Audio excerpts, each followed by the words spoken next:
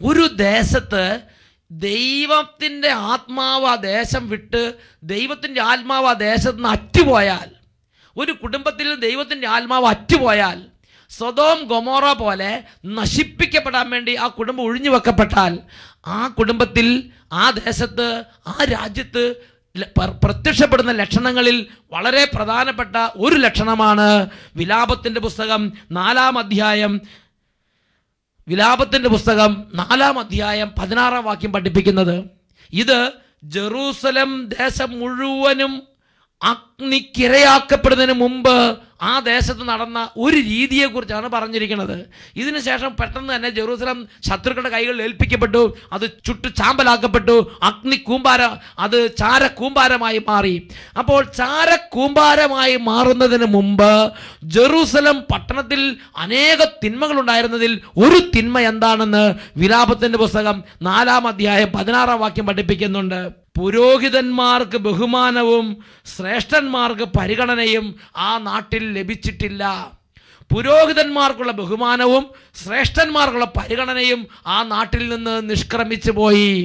ആ നാടിൻ്റെ അന്ത്യകാലത്ത് ആ നാട്ടിലുണ്ടായ ഒരു പ്രത്യേക ഒരു അന്തരീക്ഷമാണ്. അവിടെ പുരോഹിതന്മാർക്ക് ബഹുമാനമോ ശ്രേഷ്ഠന്മാർക്ക് പരിഗണനയോ ഇല്ലാത്ത വിധം ആ നാട് നശിച്ചു പോയി. ഹല്ലേലൂയ. പ്രിയപ്പെട്ട സഹോദരങ്ങളെ, വീണ്ടും വിശുദ്ധ ലിഖിതത്തിൽ അപ്പോസ്തല പ്രവർത്തനത്തിലേക്ക് വരികയാണ്. അപ്പോസ്തല പ്രവർത്തനത്തിൽ 23-ാം അധ്യായം 3 മുതൽ 6 വരെയുള്ള തിരുലിഖിതങ്ങൾ. ഇതാ ഒരു വലിയൊരു വിചാരണ സംഘമാണ് അവിടെ. ഒരു ന്യായാധിപ സംഘം അവിടെ ഇരിക്കുകയാണ്. പ്രധാന പുരോഹിതനുണ്ട്, മറ്റ് വിചാരണക്കാരുണ്ട്, എല്ലാവരും ഇരിക്കുകയാണ്. അവരുടെ മുമ്പിൽ പൗലോസ് ശ്ലീഹായെ വിചാരണ ചെയ്യുകയാണ്. പൗലോസ് ശ്ലീഹായെ വിചാരണ ചെയ്യുന്ന സമയത്ത് അനീതിയോടും ദുഷ്ടലാക്കോടും കൂടെ അവിടെ ഇരുന്ന പ്രധാന പുരോഹിതൻ ചില നടപടിക്രമങ്ങൾ എടുത്തു. ഉടനെ പൗലോസ് ശ്ലീഹയ്ക്ക് അത് അനീതിപരമാണെന്ന് 100% ബോധ്യമായി. അനീതിപരമാണെന്ന് ബോധ്യമായപ്പോൾ പൗലോസ് ശ്ലീഹ എടുത്തടിച്ച പോലെ സംസാരിക്കാൻ തുടങ്ങി. അതാണ് അപ്പോസ്തല പ്രവർത്തനം 23-ാം അധ്യായം 3 മുതൽ 5 വരെയുള്ള വാക്യങ്ങൾ. അപ്പോൾ പൗലോസ് അവനോട് പറഞ്ഞു, വെള്ളപൂശിയ മതിലേ, ദൈവം നിന്നെ പ്രഹരിക്കാനിരിക്കുന്നു. എന്നെ നിയമാനുസൃതം വിധിക്കാനാണ് നീ ഇവിടെ ഇരിക്കുന്നത്. എന്നിട്ടും നീ നിയമവിരുദ്ധമായി പ്രഹരിക്കാൻ കൽപ്പിക്കുന്നുവോ? അവിടെ ഉണ്ടായിരുന്ന പ്രധാന പുരോഹിതനോട് പൗലോസ് ശ്ലീഹ വളരെ ഷാർപ്പായി സംസാരിക്കുന്നൊരു ഭാഗമാണിത്. വെള്ളപൂശിയ മതിലേ, ദൈവം നിന്നെ പ്രഹരിക്കാനിരിക്കുന്നു. എന്നെ നിയമാനുസൃതം വിധിക്കുവാനാണ് നീ ഇവിടെ ഇരിക്കുന്നത്. എന്നിട്ട് നിയമവിരുദ്ധമായി നീ എന്നെ പ്രഹരിക്കാൻ കൽപ്പിക്കുന്നുവോ? ഇത് പറഞ്ഞു തീർന്നതും തൊട്ടടുത്തുണ്ടായിരുന്ന ഒരാള് പൗലോസ് ശ്ലീഹയുടെ ശ്രദ്ധയിൽ ഒരു കാര്യം പെടുത്തി. അതാണ് 4-ാമത്തെ വാക്യം. അടുത്തു നിന്നവർ ചോദിച്ചു, ദൈവത്തിൻ്റെ പ്രധാന പുരോഹിതനെ നീ ഇങ്ങനെ പറഞ്ഞ് അധിക്ഷേപിക്കുകയാണോ? ഉടനെ തന്നെ പൗലോസ് ശ്ലീഹയിൽ ഉണ്ടായിരുന്ന പരിശുദ്ധാത്മാവ് ഉള്ള സത്യം തുറന്നു പറയുകയാണ്. അതാണ് അടുത്ത വാക്യം. പൗലോസ് പറഞ്ഞു, സഹോദരന്മാരെ, അവൻ പ്രധാന പുരോഹിതനാണെന്ന് ഞാൻ അറിഞ്ഞില്ലല്ലോ. എന്തെന്നാൽ ഇങ്ങനെ എഴുതപ്പെട്ടിരിക്കുന്നു, നിന്റെ ജനത്തിൻ്റെ ഭരണകർത്താവിനെ ദുഷിച്ച് സംസാരിക്കരുത്. വകതിരിവിൻ്റെ ആത്മാവുണ്ടായിരുന്നത് കൊണ്ട് പൗലോസ് ശ്ലീഹയ്ക്ക് പെട്ടെന്ന് തന്നെ ആ പ്രവൃത്തിയെക്കുറിച്ച് തിരിച്ചറിവ് കിട്ടി. താൻ ചെയ്തത് ശരിയായില്ല. കാര്യം അവിടെ ഇരുന്ന പ്രധാന പുരോഹിതൻ തെറ്റാണ് ചെയ്തതെങ്കിലും, അവിടെ ഇരുന്ന പ്രധാന പുരോഹിതൻ അനീതിയാണ് പ്രവർത്തിച്ചതെങ്കിലും, അവിടെ ഇരുന്ന പ്രധാന പുരോഹിതൻ ക്രമം വിട്ടാണ് പ്രവർത്തിച്ചതെങ്കിലും, അദ്ദേഹം ഒരു പ്രധാന പുരോഹിതനാണെന്നും ദൈവത്തിൻ്റെ പൗരോഹിത്യമുള്ളൊരു വ്യക്തിയാണെന്നും തിരിച്ചറിഞ്ഞപ്പോൾ പൗലോസ് ശ്ലീഹ പറഞ്ഞത് എന്താ? അയ്യോ എൻ്റെ സഹോദരന്മാരെ, അവൻ പ്രധാന പുരോഹിതനാണെന്ന് ഞാൻ അറിഞ്ഞില്ലല്ലോ. എന്തെന്നാൽ ഇങ്ങനെ എഴുതപ്പെട്ടിരിക്കുന്നു, നിന്റെ ജനത്തിൻ്റെ ഭരണകർത്താവിനെ നീ ദുഷിച്ച്. അപ്പം തന്നെ പൗലോസ് ശ്ലീഹ സ്റ്റോപ്പ് ചെയ്ത് സംസാരം. പിന്നെ വകതിരിവോടെ പെരുമാറാൻ തുടങ്ങി. ഹല്ലേലൂയ. ദൈവവചനം അറിയുന്നവരും ദൈവവചനത്തിൻ്റെ ആത്മാവുള്ളവരും ഒരു കാര്യം ചിലപ്പോൾ അറിയാതെ പറഞ്ഞാൽ തന്നെ അറിയുമ്പോൾ തന്നെ അപ്പം തന്നെ തെറ്റിതിരുത്തി അത് വകതിരിവോടെയുള്ള പ്രവർത്തനത്തിലേക്ക് മടങ്ങും. പ്രിയപ്പെട്ട സഹോദരങ്ങളെ, ഇത് ഞാനും നിങ്ങൾ മനസ്സിലാക്കണം. ഒരുപക്ഷെ നമ്മുടെ കോൺവെൻറ്റിലെ സുപ്പീരിയർ, ഒരുപക്ഷെ നമ്മുടെ ഫൊറോനയിലെ ഫൊറോന വികാരിയച്ഛൻ, ഒരുപക്ഷെ നമ്മുടെ രൂപതയിലെ രൂപതാധികാരി, ഒരുപക്ഷെ നമ്മുടെ ഇടയിലുള്ള സീനിയർ അച്ഛന്മാർ എന്തെങ്കിലും ചെയ്യുമ്പോൾ ജൂനിയേഴ്സ് അല്ലെങ്കിൽ അതിന് അധികാരത്തിന് കീഴ്പ്പെട്ടിരിക്കുന്നവർ ഇതുപോലെ ഷാർപ്പായി സംസാരിക്കുന്നത് സത്യത്തിൽ ദൈവികമായ ആ ഒരു സംവിധാനത്തെ, ആ ഒരു അഭിഷേകത്തെ, ഒരു വകതിരിവില്ലാത്ത പെരുമാറ്റമാണെന്ന് പരിശുദ്ധാത്മാവ് വിശുദ്ധ ലിഖിതങ്ങളിലൂടെ വെളിപ്പെടുത്തുകയാണ്. ഞാനും നിങ്ങളും എന്താണ് ചെയ്യേണ്ടത്? വിശുദ്ധലിഖിതം വളരെ വ്യക്തമായി പഠിപ്പിക്കുകയാണ്, ഞാനും നിങ്ങളും ദൈവിക കാര്യങ്ങളിൽ മുഴുകിയിരിക്കുന്നവരെ ബഹുമാനിക്കണം. ഇത് തിമോത്തിയോസിന് എഴുതിയ 1-ാം ലേഖനത്തിൽ 5-ാം അധ്യായത്തിൽ 17-ാം തിരുലിഖിതത്തിൽ രേഖപ്പെടുത്തപ്പെട്ടിട്ടുണ്ട്. സഭയെ നന്നായി ഭരിക്കുന്ന ശ്രേഷ്ഠന്മാർ, പ്രത്യേകിച്ച് പ്രസംഗത്തിലും പ്രബോധനത്തിലും നിരന്തരം മുഴുകിയിരിക്കുന്നവർ കൂടുതൽ ബഹുമാനത്തിന് അർഹരായി പരിഗണിക്കപ്പെടണം. അവരെ ബഹുമാനത്തിന് അർഹരായി വകതിരിവോടെ നമ്മൾ കാണണം. എന്നിട്ട് നമ്മൾ റെസ്പെക്ട് ചെയ്യണം. തിരുസഭയിലുള്ള എല്ലാ സംവിധാനങ്ങളെയും, പ്രത്യേകിച്ച് സീനിയേഴ്സിനെ നമ്മൾ റെസ്പെക്ട് ചെയ്യണം. ഹല്ലേലൂയ. വൈദികരെ നമ്മൾ ബഹുമാനിക്കണം. ഒരു വൈദികൻ, നമ്മൾ കടയിലിരിക്കുമ്പോൾ വൈദികൻ കടയിലേക്ക് വന്നാൽ നമ്മൾ എഴുന്നേറ്റ് നിന്ന് ബഹുമാനിക്കണം. നമ്മൾ ഒരു സ്ഥലത്തിരിക്കുമ്പോൾ ഒരു സിസ്റ്ററോ ഒരു വൈദികനോ വഴിയെ നമ്മളെ സമീപിച്ചാൽ എഴുന്നേറ്റ് നിന്ന് സ്വീകരിക്കണം. തലേക്കെട്ട് കെട്ടി നിൽക്കുകയാണ് നമ്മൾ ഇരിക്കുന്നതെങ്കിൽ ഒരു വൈദികനോ സിസ്റ്ററോ ആ വഴിക്ക് വരികയാണെങ്കിൽ നമ്മൾ എഴുന്നേറ്റ് നിന്ന് തലേക്കെട്ട് അഴിച്ച് നമ്മളെ റെസ്പെക്ട് നമ്മൾ പ്രകാശിപ്പിക്കണം. അത് ആരെയാണ് ബഹുമാനിക്കുന്നത്? ആ വൈദികനെ ബഹുമാനിക്കുന്നതിനേക്കാൾ നാം ആ വൈദികനെ വിളിച്ച ദൈവത്തെയാണ് ബഹുമാനിക്കുന്നത്. ഹല്ലേലൂയ.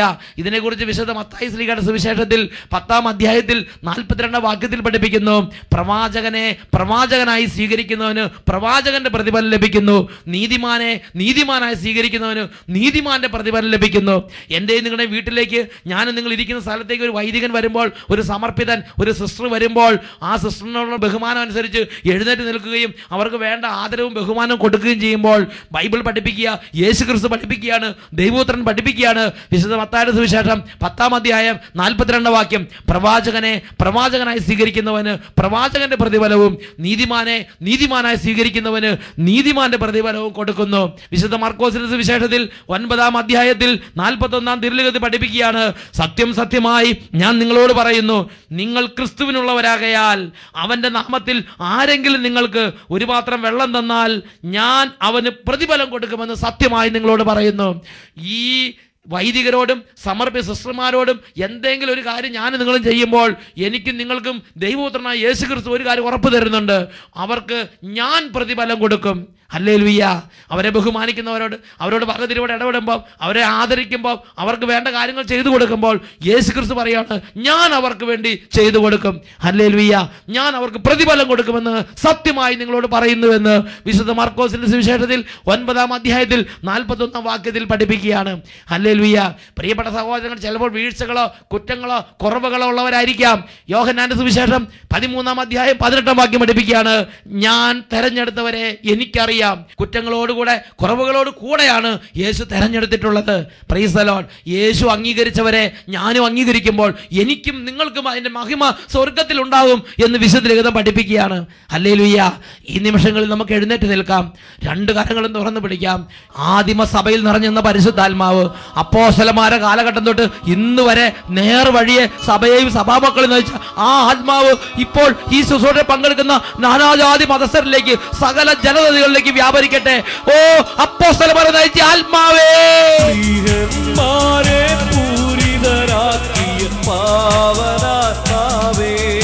ഹോളി സ്പിരിറ്റ്,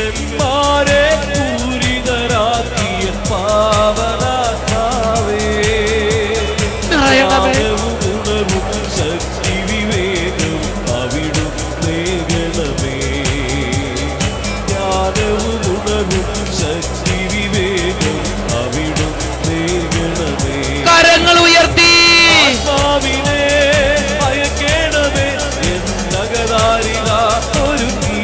ഹൃദയം നുറുങ്ങി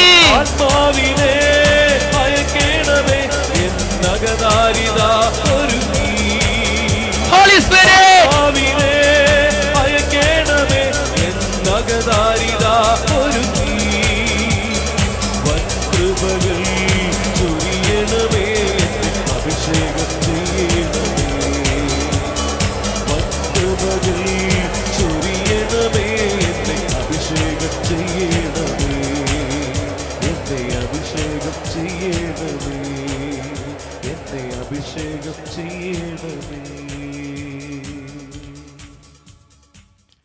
ജ്ഞാനത്തിന്റെ പുസ്തകം 7-ാം അധ്യായം 15-ാം തിരുലിഖിതം നമുക്ക് പ്രാർത്ഥിക്കാം.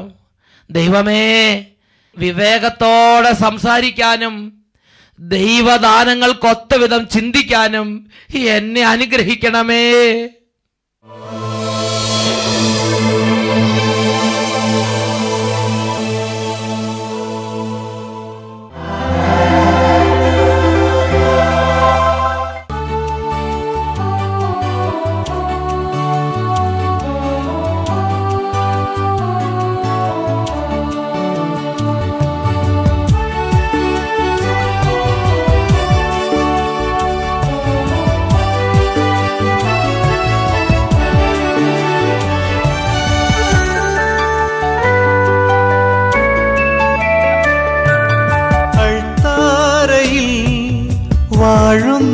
ഞങ്ങൾ തൻ സ്നേഹപിതാവിനിന്നാരാധന. ആത്മാവിനുള്ളിൽ ആത്മീയ ശുശ്രൂഷയേകുന്ന നാഥനിന്നാരാധന. അൾത്താരയിൽ വാഴുന്ന ഞങ്ങൾ തൻ സ്നേഹപിതാവിനിന്നാരാധന. ആത്മാവിനുള്ളിൽ ആത്മീയ ശുശ്രൂഷയേകുന്ന നാഥനിന്നാരാധന.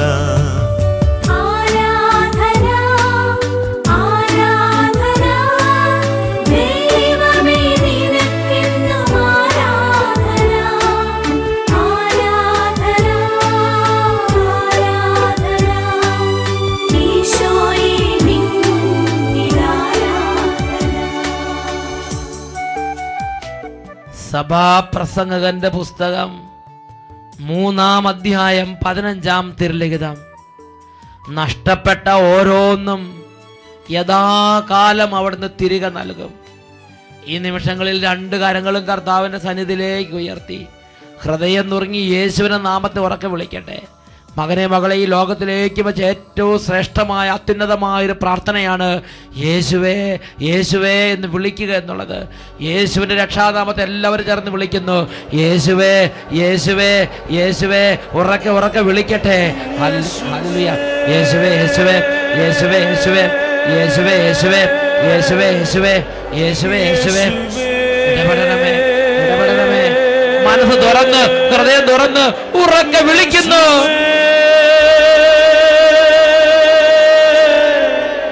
യേശുവേ